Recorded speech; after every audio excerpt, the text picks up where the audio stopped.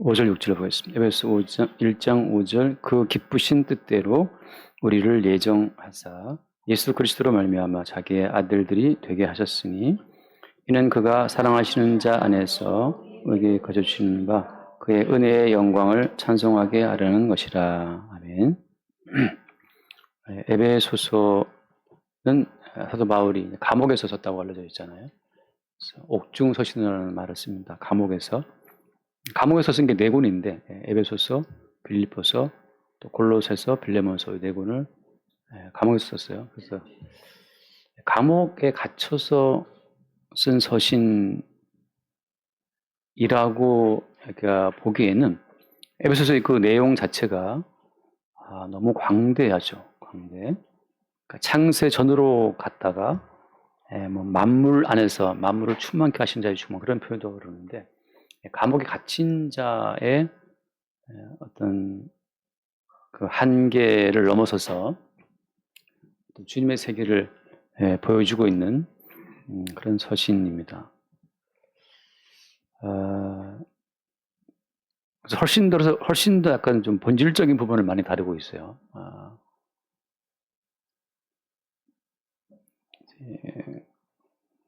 그런 맥락에서 오늘 말씀도 기쁘신 뜻대로 우리를 예정하사 되어 있잖아요. 예정하사. 근데 예정하신 그 시점이 언제 시점? 우리 한번 말씀 볼게요. 4절 말씀 4절. 여기서 1장 여기 3, 4절을 보면 4절에 그 창세 전에 그리스도 안에서 우리를 택하사 우리로 사랑 안에서 그 앞에 거룩하고 흠이 없게 하시려고 해서 창세 전이라고 되어 있죠.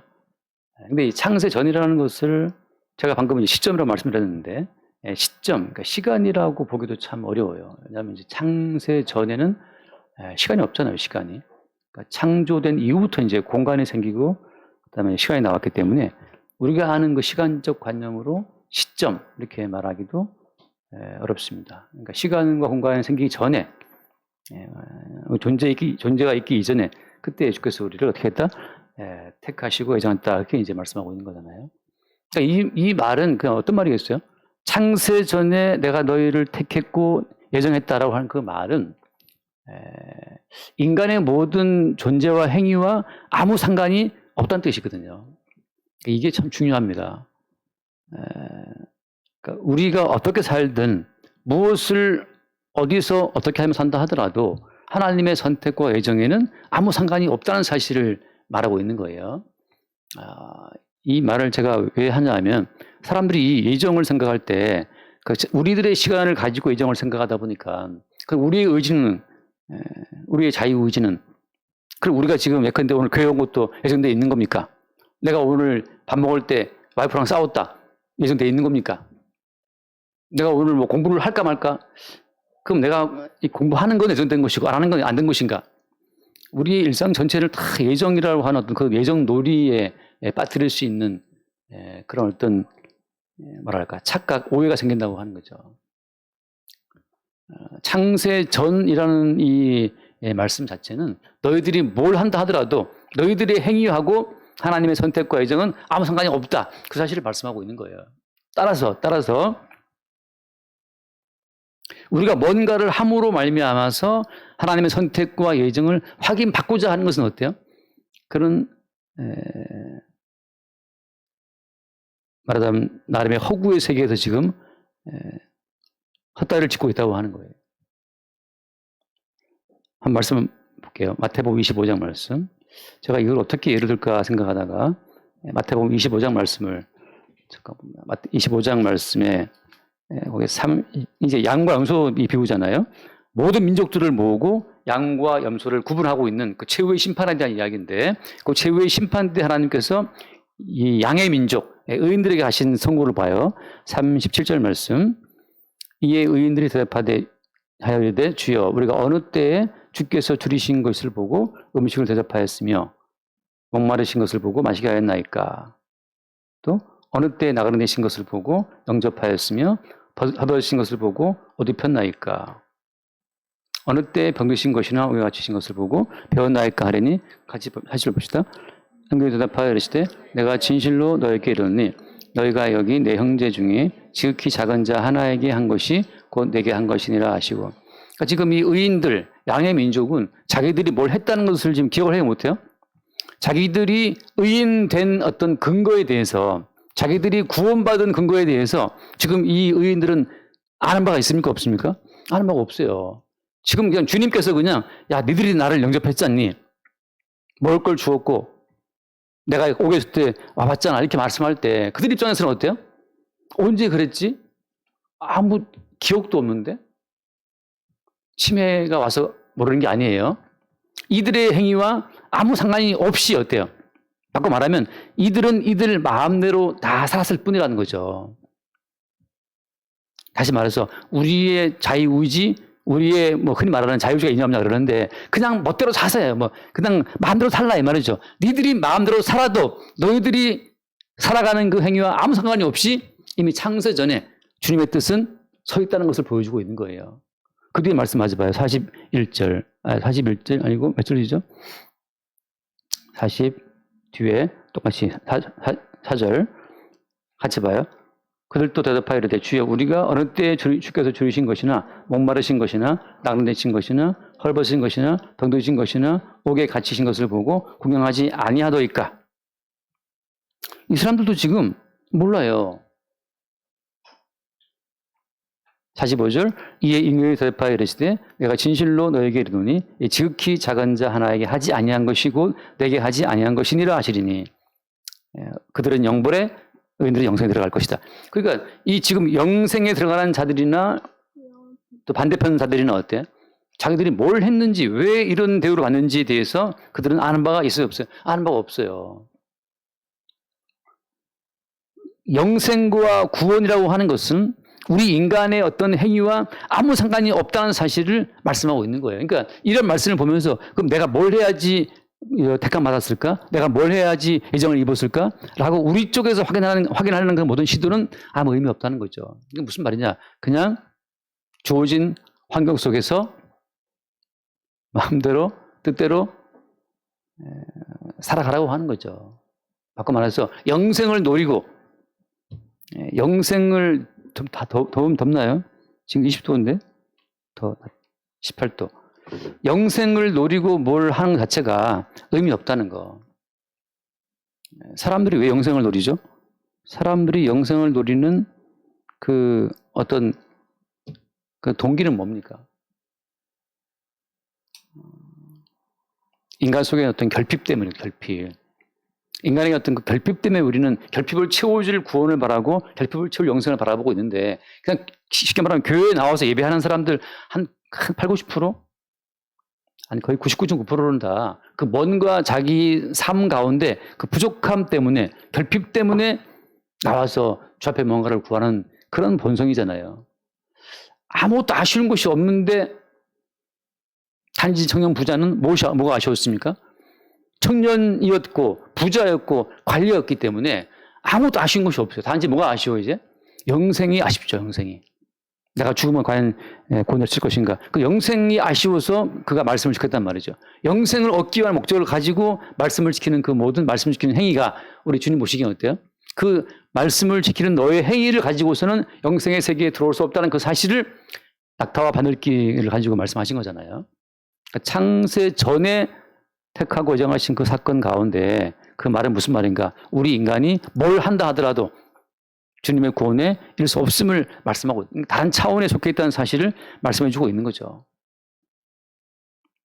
한 번 더 말씀을 보겠습니다. 로마서 9장 말씀을 봅시다. 로마서 9장 13절 기록된 바 내가 야곱은 사랑하고 에서는 미워했다 하신 것 같으니 야곱은 내가 사랑했다 에서는 미워했다. 이게 이미 과거형이야 말이죠. 과거형. 이미 사랑을 할 거야. 사랑을 할 거야가 아니고 이미 사랑을 어때요? 사랑을 했다. 그다음에 에서는 어때? 에서는 내가 미워했다. 이게 이미 결정이 돼 버렸어요.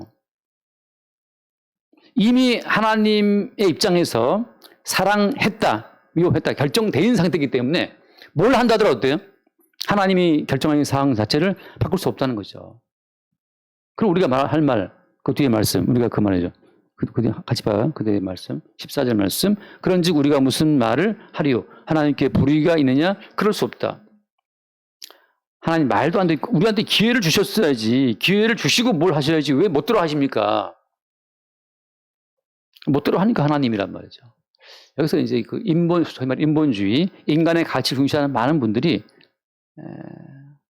그래서 그렇게 잔인무도한 하나님은 믿지 않겠다라고 많은 분들이 이야기하죠. 그래서 이 성경 속에서 잔인무도한 못 들어가는 하나님이 아니고 뭔가 인간에게 기회를 주고 인간에게 패자부활전처럼 그 기회를 주는 그 하나님을 자꾸 사람들은 만들어내요.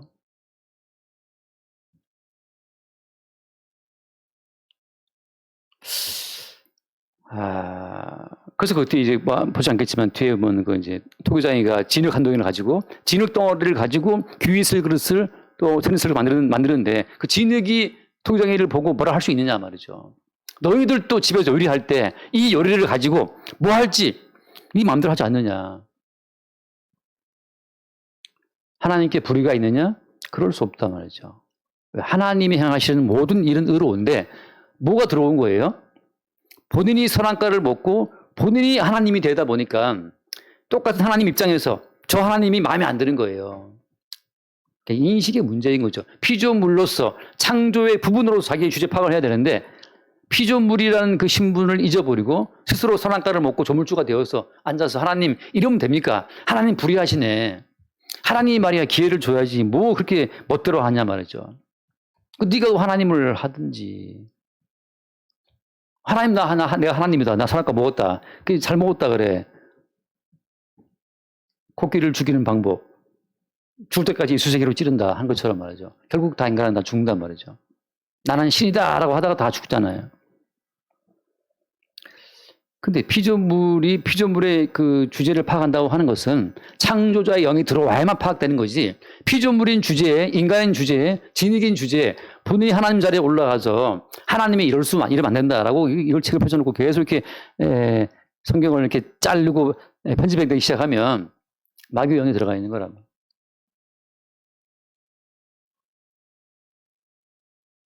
그래서 그 뒤에 말씀 한번 볼까요?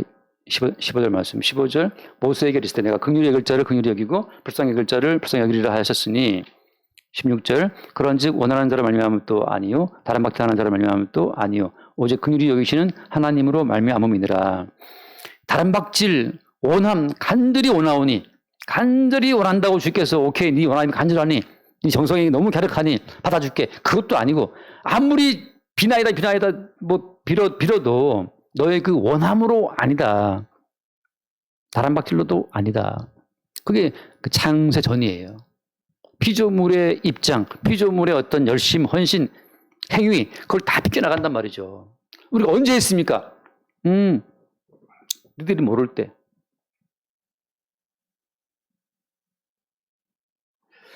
언제 우리 원영덕 장로님은 우리 함지영 집사님을 보고 반했습니까?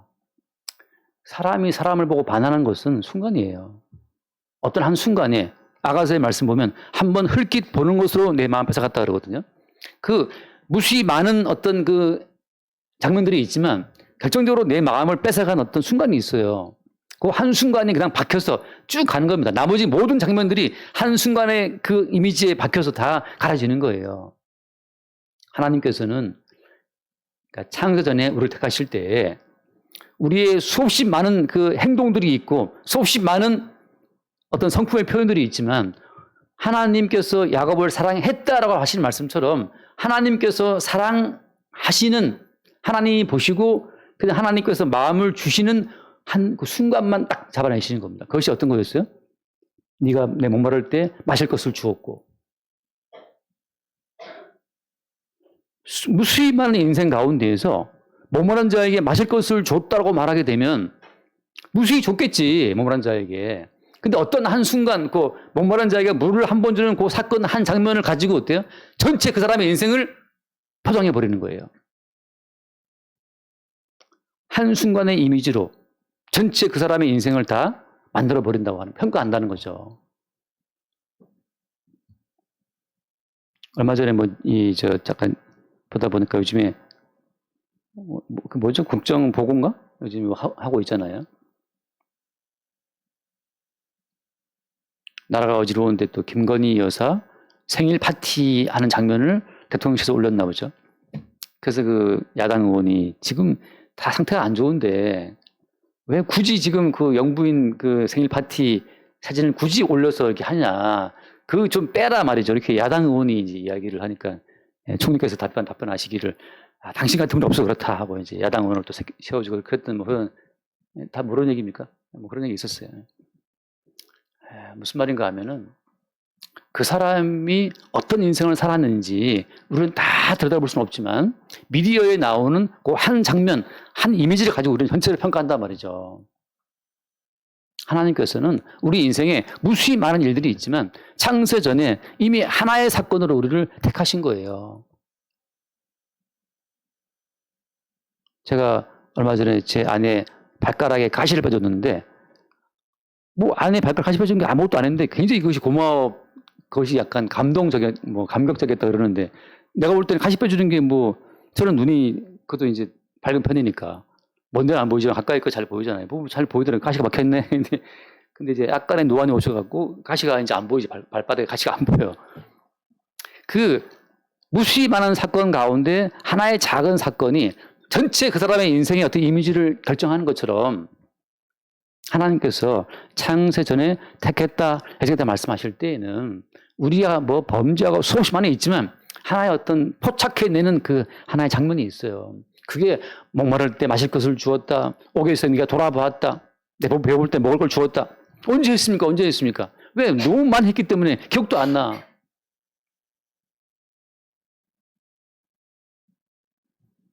긍휼히 여기시는 하나님으로 말미암음이다. 그래서 하나님의 사랑이 일방적인 우리 가운데 말씀하시는 거죠. 하나 말씀 더 읽어볼게요. 히브리서 말씀 보면 히브리서 그 13장 말씀. 히브리서 13장 1절. 형제 사랑하기를 계속하고 손님 대접하기를 잊지 말라. 이로써 부지 중에 천사들을 대접한 이들이 있었느니라. 이 말이 얼마나 어려운 말이에요. 형제 사랑하기를 계속하라? 계속 할 수가 없어요, 우리가. 손님 대접하기를 잊지 말라? 그걸 다시 말하면, 이로써 부지 중에, 이거 모르는 게 부지 중에, 나도 모르는 사이에 누군가에게, 뭐 하나, 아브라함처럼 말이죠. 음식을 대접해 줬는데, 그게 천사였어. 알고 한 겁니까? 말씀대로 보자면 어때요? 부지 중에 모르고 한 거예요. 왜? 창세 전에 주께서 택했다 말씀할 때에는 부지 중에 천사를 꺼져라고 박해하기도 하고 부지 중에 천사를 오세오세요 할 수 있는데 그것은 어때요? 인간의 의지와 상관이 없다는 거죠. 무슨 말인가 하면 예정론을 말하면 따라 나오는 말이 인간의 자유의지를 말하는데 여러분 자유의지를 갖고 뜻대로 사세요. 하고 싶으면 하고 말고 싶으면 하고 어떻게 한다 하더라도 무수히 많은 인생의 사건 가운데에서 주께서는 부지 중에 우리의 대접을 우리도 모르는 사이에 받아 챙기시기도 하고 또 어떤 케이스에는 염소의 민족 가운데는 부지 중에 하필 10사람에게 잘 해주다가 하필 11번째 사람한테 화를 벌컥 냈는데 그게 천사였네. 그런 것처럼 인간의 자유의지는 멋대로 가시고 하나님께서 우리 자유의지를 다 꿰나가는 것이 아니고 네가 뭘 한다 하더라도 주님의 사랑과 주님의 미움을 나타내고 증거하기 위한 방편으로 우리는 그냥 살아가는 겁니다. 마음껏 살아가되 주께서는 우리의 자유의지에 매이지 않은 채 주님의 일을 하신다는 거죠. 바꿔 말하면 우리의 자유의지에 의해서 주의 뜻이 영향을 받는 것이 아니고 우리가 뭘 하고 어떻게 산다 하더라도 주께서는 주의 뜻을 이루신다는 것을 말씀하고 있는 거예요. 주님 이렇게 하면 주님이 기뻐하시겠지. 여기 말씀처럼 형제 사랑하기를 계속하고 언제나 화나죠. 사소한 집안일도 계속하면 나중에 화납니다.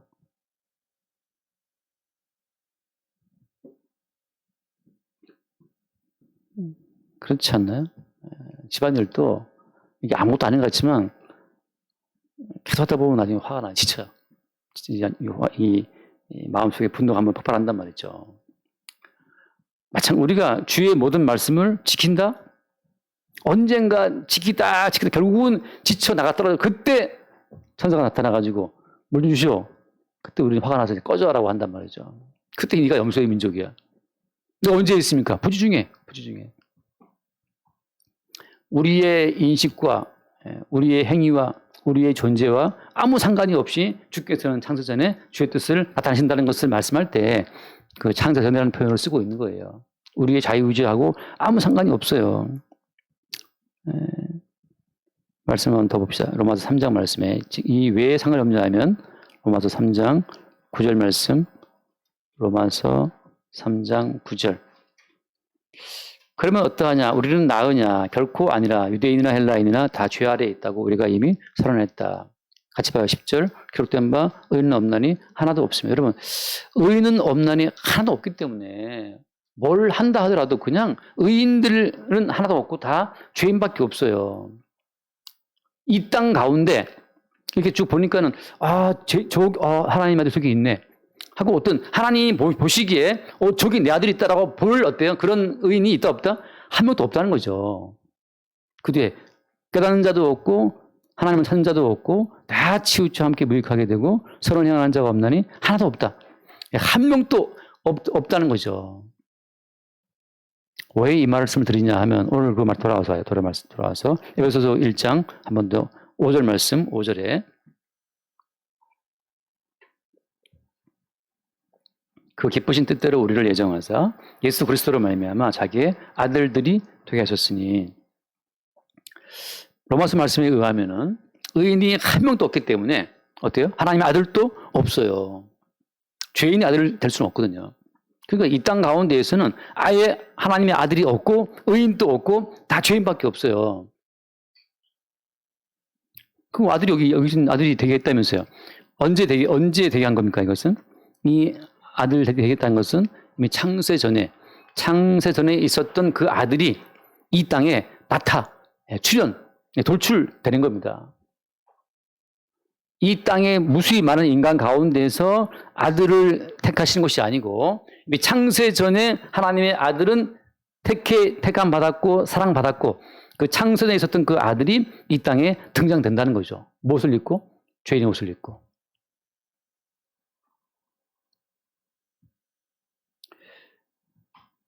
그 위에 말씀 보면 그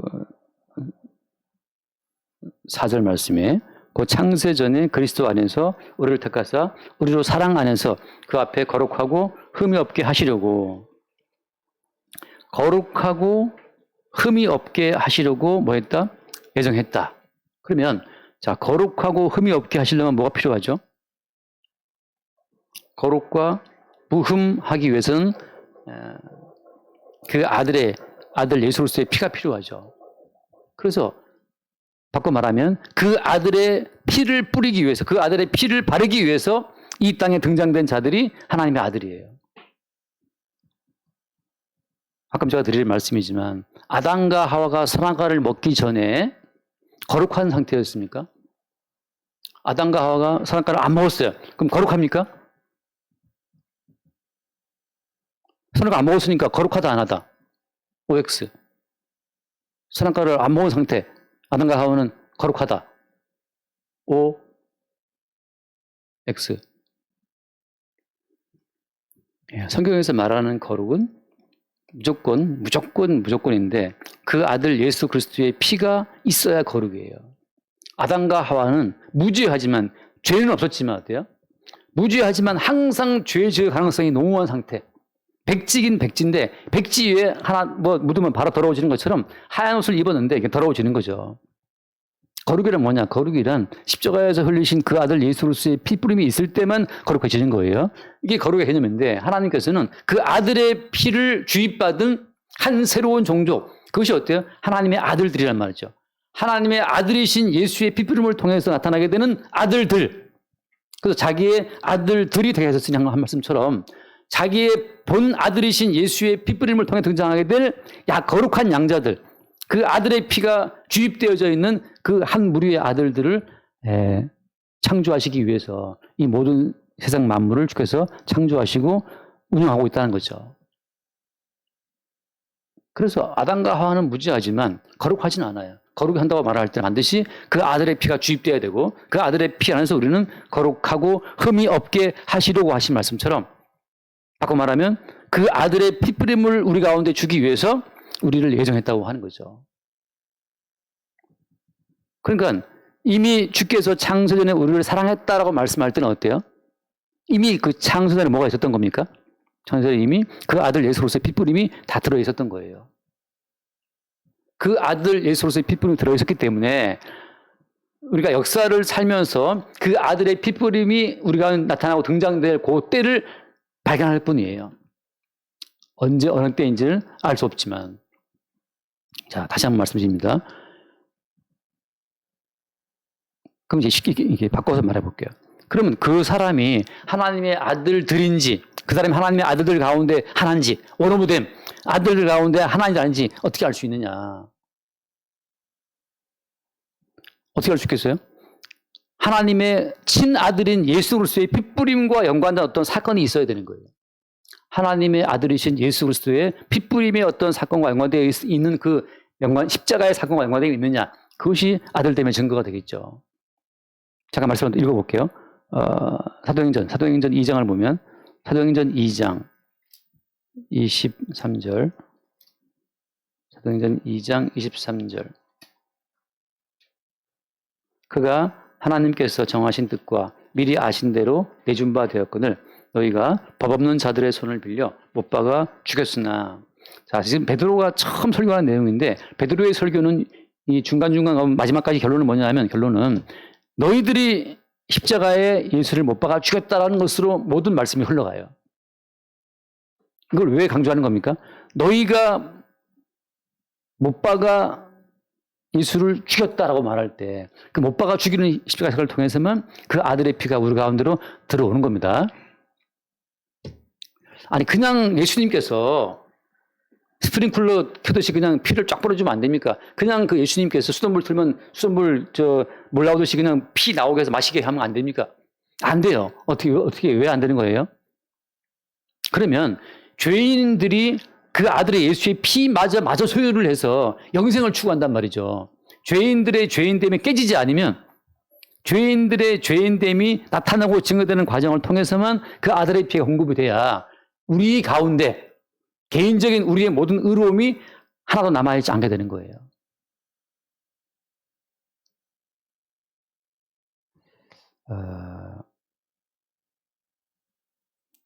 잠깐 놔두고 먼저 마태복음 21장 말씀 봐요. 마태복음 21장 봅시다. 마태복음 21장 28절 21장 28절 그러나 너희 생각에는 어떠하냐? 어떤 사람에게 두 아들이 있는데 맏아들에게 가서 이르되 예, 오늘 포도원에 가서 일하라 하니 29절 대답하여 이르되 아버지 가겠나이다 하더니 가지 아니하고 그 다음에 30절 둘째 아들에게 가서 또 그와 같이 말하니 대답하여 이르되 실소이다 하였다가 그에 니치고 갔으니 그 둘 중에 누가 아버지 뜻대로 하였느냐? 내 둘째 아들이니다. 같이 봐요. 예수께서 그들에게 이르시되 내가 진실로 너에게 이르노니 세리들과 창녀들이 너희보다 먼저 하나님 나라에 들어가리라. 자, 세리들과 창녀들, 강도들, 이 죄인들이 하나님 나라에 들어갈 것이다. 이 어떤 예수님의 선언 때문에 지금 누구 보고 하신 말씀이에요, 이게? 앞에 보면 나와 있지만 대제사장들과 백성의 장로들에 다시 말씀이잖아요. 대제사장 평생을 성전에서 섬겨왔던 사람들이고 평생을 말씀을 듣고 읽고 기도하고 살아온 그 장로들 앞에서 술 말씀을 니들은 안 돼. 근데 세리들, 창녀들은 들어간다 하나님 나라에. 뭘 근거로 해서? 뭘 근거로? 세리와 청년은 이것도 이제 그 나름이에요. 무슨 말인가 하면 자기 자신의 의로움이 1도 남아있지 않을 때 예수님의 피의 공로만이 100% 들어올 때 그들에게 하신 말씀이지. 여러분 창녀도 할 말 많아요. 세리도 할 말 많습니다. 다 자기 나름의 어떤 의로움을 자기 나름의 부득이한 어떤 그 사연들을 다 우리는 항변한단 말이죠. 그래서 조용히 입 다물고 죽을 인간이 아무도 없어요. 인간 나 억울하다. 할 만큼 했다 나도. 나 최선을 다했다. 사회 탓이다, 뭐 누구 탓이다, 다 변명과 핑계대지. 주님, 제가 죄인이기 때문에 그냥 조용히 입 치고 죽겠습니다. 이런 죄인은 없어요. 여기서 말하는 세력생이라는 것은 그 위의 말씀처럼, 그 위에 니추 과세한 말씀처럼 자기 자신의 의로움이 남아있지 않을 때 그들을 두고 하는 이야기죠. 다시 말해서 지금 베드로가 아까 여기서 왜 십자가의 예수를 말하냐 하면, 인간의 모든 죄인됨이라고 하는 것은 십자가의 사건 앞에서만 결정적으로 최종적으로 이게 확인된다고 하는 거예요. 무슨 말이냐? 하나님의 아들 예수를 내가 죽였다라고 하는 그것으로서 인간의 죄인됨이 마지막에 확정되는 거지. 예수님의 십자가와 상관없이 내가 조금 뭐 훔쳤어, 거짓말했어, 윤리적인 그 어떤 죄인됨의 가치 자책 가지고서 아무리 회개해봐야 아무 소용 없어요. 금요일마다 가서 뭐 음악 틀어놓고 회개한다고 해서 뭐 거짓말한 죄, 누구 미워한 죄, 그 낱낱한 죄를 회개해봤자 그건 회개가 아닌 겁니다. 회개는 언제가 회개예요? 그로 인해서 내가 예수를 십자가에 죽인 죄인이 맞다고 하는 거, 내가 예수를 죽인 자라고 하는 그 마지막 십자가 앞에서 내 모습을 보게 되는 그 사건 가운데서 죄인됨이 확정되는 거죠. 사람들이 왜 말하자면 회개한다 그러는데, 내가 뭐 누구를 미워했습니다, 내가 음란하게 했습니다, 뭐 하지만 이 말할 때 다 어떤 전제를 깔고 있는 거예요? 내가 오늘은 누굴 미워했지만 지금 제가 앞으로 안 미워할게요. 그걸 깔고 있단 말이죠. 뭘 믿고 있는 거예요? 자기의 가능성을 믿고 있는 거잖아요. 내가 누구 음란하게 봤지만 내가 앞으로 음란하지 않겠습니다 라고 말하는 것은 어때요? 여전히 음란치 않을 수 있다는 가능성을 믿고 있는 거고. 근데 십자가는 뭐냐 하면, 내가 어떻게 한다 하더라도 나는 죽을 때까지 누구를 미워할 수밖에 없는 죄인이고, 나는 죽을 때까지 간음자요, 살인자요, 죽을 때까지 나는 하나님 보시기에 하나님의 모든 뜻에 이룰 수 없는 죄인됨을 고백하는 거. 언제 그것이 결정적으로 예수를 육체로 오신 하나님을 내가 못 박아 죽이는 자라는 사실. 뭐 때문에? 나 때문에. 나 살아보겠다고. 그냥 아주 쉽게 말하면 여러분 일상 가운데에서 불만들 있잖아요. 저 운전을 하고 가는데 그날 전날 잠을 잘 못 잤는지 너무 피곤한데 차를 빼다가 그 앞에 오토바이를 슬쩍 밀었어요. 이렇게 짜증이 또 나서 이제 아이씨 그거 대놔가지고 이렇게 하냐고 또 이제 또 올라왔어요. 약간 정신이 좀 오리하니까 이게 자꾸 이게 뭐가 이렇게 명확치 않아, 운전할 때마다. 제가 그 A씨를 많이 했나 보죠. 제 아내가 옆에 있다가 오늘따라 왜 이렇게 A씨를 많이 하시냐 그러는데, 그날따라 A씨가 많이 나왔어요. 막. 그냥 우리 일상 가운데에서 왜 그 차를 빼는데 앞에 오토바이를 대놔서 이렇게 좁게 간격을 만들어가지고 차 빼기 힘들게 했냐 말이죠. 근데 돌아보세요. 그 앞에 오토바이를 대게 하신 분은 누구냐? 주님이에요. 가는 것마다 빨간불이야. 아이씨, 왜 이렇게 빨간불이 많아? 근데 그렇게 뭐 지금 대통령 갈 때 휴잉 지나가듯이 주께서 신호를 만드셨는데, 그러니까 우리는 범사에 A씨를 말할 때마다 어때요? 모든 참새 2마리에 떨어짐까지 관장하시는 주님의 뜻에 항상 우리는 반발한단 말이죠. 하나님은 안 보이기 망정이지, 그 안 보이던 하나님이 육체를 입고 우리 앞에 오니까 왜 그렇게 자꾸 해 주님 하고 주님을 우리는 윽박지른단 말이죠.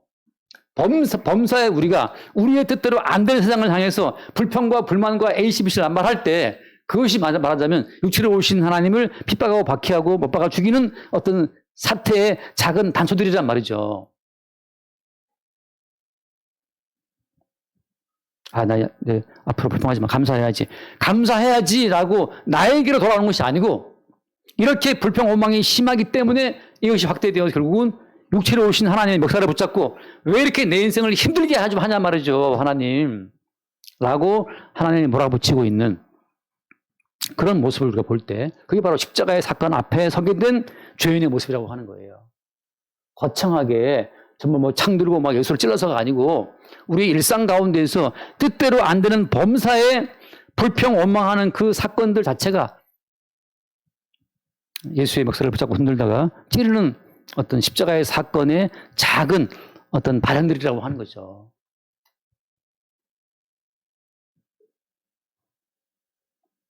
심지어 예정을 말하면서까지 어떤 분들은, 그러니까 우리가 더 화평하고 더 사랑하고 이렇게 삽시다. 라고 이거 무슨 말이지? 이렇게 살면 예정이 온단 말인가? 끝까지 돌아와 인간에게로. 모든 말씀은 여러분 모든 말씀은 내게로 돌아오게 되면 이 모든 말씀 법이 되는데 법으로 이 말씀하는 사람들은 어때요? 그 시간제 받잖아요. 율법 아래 있는 모든 자들은 죽을 때까지 율법 가운데 종으로 살아가는 겁니다. 종으로. 십자가의 사건 가운데 자기를 보게 되는 사람들이 누구다? 하나님의 예정된 아들들. 하나님의 예정된 아들들은 반드시 어디로 온다? 십자가 앞으로 와서 예수를 내가 찔러야만 불평으로 찌르든 혓바닥으로 그냥 이 새치 혓바닥으로 불평 원망해서 예수를 찌르든 간에 마침내 예수로부터 그 예수의 육체를 깨고 나오는 그 피를 덮었을 때만 아들들이 되는 거죠. 아들들로 드디어 나타나게 되는 거예요. 돌출되는 거예요. 앞으로는 잘하겠습니다, 주님. 내가 잘하면 택함받은 백성 맞겠죠? 내가 잘하면 예정받은 백성 맞겠죠? 아니야. 네가 뭘 한다더라도 주님 그걸 비켜간다니까. 잘해봐. 잘하다가 11번째 네가 깜빡 네가 잠들었을 때 그때 와서 너 왜 내가 갔을 때 나 대접 저기 물 한 모금 안 줬어. 내가 언제 그랬나니까. 부지 중에. 하나님의 아들됨이라고 하는 것은 십자가의 사건을 통해서만 확정되는 거예요. 그러니까 우리가 범사의 삶 가운데에서 기억나시죠? 이스라엘 백성들이 광야에서 원망하다가 몇 명 죽었어요? 광야에서 원망하다가 불뱀이 와서 죽었잖아요. 이스라엘 백성들이 광야에서 음란하다가 가늠하다가 몇 명 죽었습니까? 가늠하다가 고린도서 10장 말씀 10장 8절 그들 중 어떤 사람들이 음행하다가 하루에 2만 3천 명이 죽었다. 어떤 사람들이 주를 시험하다가 배명에 멸망하였다. 그들 가운데 어떤 사람들이 원망하다가 멸망시키는 자들에게 멸망하였나니 이렇게 말하는 이유는 바로 끝없이 우리가 여기 말씀처럼 음행하지 말아야지라고 내게로 돌아오는 것이 아니고 바로 우리가 광야의 그 백성들처럼 음행하는 자요, 원망하는 자요, 불평하는 자라는 사실을 말씀해 주고 있는 거예요. 자, 다음 말씀입니다. 로마서 8장 한번 읽고 로마서 8장 14절 말씀 8장 14절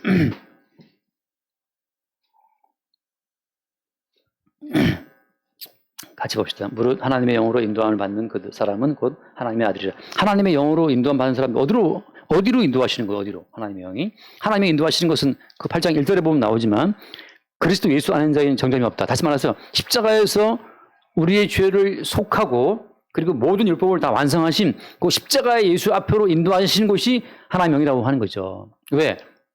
개별적으로 우리가 아무리 노력해봐야 이미 우리는 의인이 없나니 한 명도 없다라고 하는 그 하나님의 선언 가운데 들어있는 자들이기 때문에 아무리 우리가 노력한다 하더라도 하나님이 원하시는 의의 수준에 도달이 됩니까?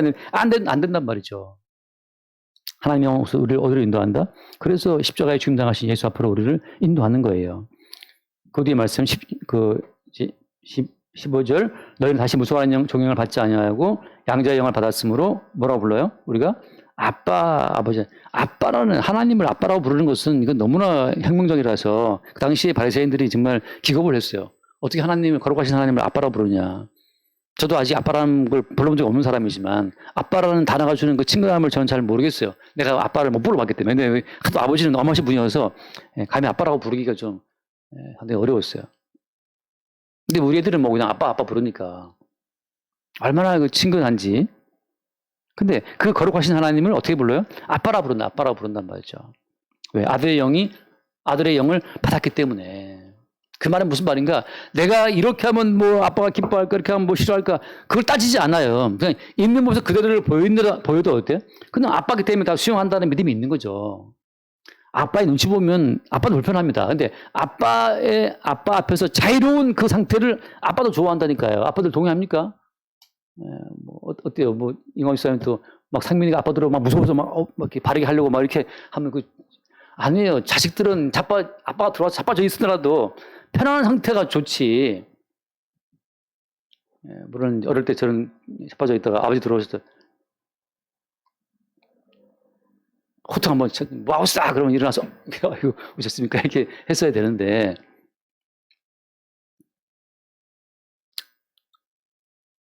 아빠, 아버지라고 부르신다. 아빠. 하나님을 아빠라는 거. 가끔 제가 아빠라고 불러보는데 하나님을 너무 어색해갖고 안 되더라고요. 그냥 아버지가 편하지. 아버님도 좀 그렇고 하나님은 아버지가 편하대요. 하나님 아버님도 해봤는데 그것도 좀 어색하고 아빠도 좀 어색하고. 그래서 그 뒤에 말씀 16절 성령의 친히 우리 영과 더불어 우리 하나님 자녀인 것을 증언하신다. 그냥 자녀인 사람들은 성령이 증언해요. 뭘 증언하는 겁니까? 네가 아빠 엄마의 살을 찢고 피를 태어난 자체가 맞다는 사실 증거한다는 거죠. 피와 십자가의 피와 상관없으면 자녀가 아닌 거예요. 나는 왜 내가 예수의 피를 왜 흘려드리지? 예수님 내가 예수님 피를 절대 내가 안 나는 예수님 피 안 흘리게 할게요. 하고 본인이 말씀 지켜 본인이 성인 접대 본인이 막 감사를 하루에 1000번 번씩 해. 예수의 피와 상관없이 나는 내가 예수님께 내가 피해 드릴 수 있나? 예수님 안 부인해. 예수님 안 배반해. 내가 제대로 해볼게요. 아들이 아니고 누구예요? 종이에요. 모든 성경 말씀은 예수의 피를 유발하는 우리의 죄인됨을 들춰내는 거지. 예수님과 상관없이 똑바른 나의 온전한 올곧은 삶을 위해서 주신 말씀이 아닌 거죠. 그래서 지금 허다한 많은 분들이 예수의 피와 아무 상관이 없이 자기 잘났다, 자기 의로움을 쌓아나가는 분들이 너무나 많아요. 끝까지 그냥 죽을 때까지 자기 의로움을 고수하기 위해서 반듯한 정신으로 의지 한국인 눈빛이 막 빛이 나 그냥 너무 자기를 잘 관리해서 하나님이 아빠가 아니고 그냥 아버님 아빠마마죠. 그 뒤에 말씀 17절 자녀이면 또한 상속자 곧 하나님의 상속자요 그리스도와 함께한 상속자니 우리가 또한 그와 영광을 받기 위하여 모두 받아요 고난도 함께 받아야 할 것이다. 자, 아들됨의 증거는 뭐냐면 아들이기 때문에 종들로부터 핍박과 오해를 받는 것이 아들됨의 증거입니다. 뭐 때문에 받는 거예요? 야, 네가 뭘 해서 되는 게 아니야. 너의 의로움이 아니야. 라고 인간의 행위의 무가치함을 증거하고 창세전 선택하신 주님의 의지에서 구원이 이루어지는가라고 인간의 의지가 아니고 주님의 의지를 증거하는 것 때문에 고난을 받고 핍박을 받을 때 아들됨의 증거가 되는 거예요. 한번 말씀 갈라디아 4장 말씀. 갈라디아서 4장 29절 말씀 29절에 같이 봅시다. 그러나 그때 육체를 따르는 자가 성령을 따르는 자를 박해한 것 같이 이제도 그러하다. 성령을 따르는 자는 하나님을 아빠라고 부른단 말이죠. 그리고 어때요? 성령을 따르는 자는 그 아버지의 살을 찢고 아버지의 피를 덮어쓰고 태어났다는 사실을 알기 때문에 육체로 오신 하나님의 살 찢고 피 흘리시는 고통을 통해 내가 났다는 사실을 알기 때문에 피의 가치를 알죠. 나의 선행으로 아들 된 것이 아니고 육체로 오신 하나님의 살 찢기고 피 흘리신 십자가의 고통으로 태어났다는 사실을 아들은 안단 말이죠. 무엇으로? 성령으로 알아요. 근데 누가 핍박한다고요? 육체를 따르는 자가. 너 한 거 뭐가 있는데? 네가 이룬 것이 뭐가 있냐? 인간의 행위로 이루어놓은 그 육체의 업적을 따라서 박해한다는 거죠. 우리가 인간의 행위가 아니고 내가 새벽기도 했어, 특별기도 했어. 그거 아니고 어린 양 예수의 십자가의 희생으로 다 우리는 은총을 받는 것이다. 지난주에 전화가 왔어요. 목사님 여쭤볼 게 있어요. 다른 교회 집사님이니까. 왜? 그 딸이 중학생 딸인가 딸이 하나 자기 딸이 팔이 부러진 거예요.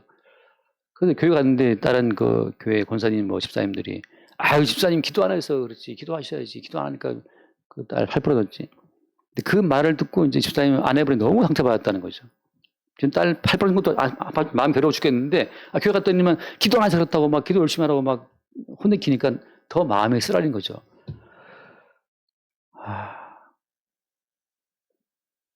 근데 이제 제 입장에서는 그래요.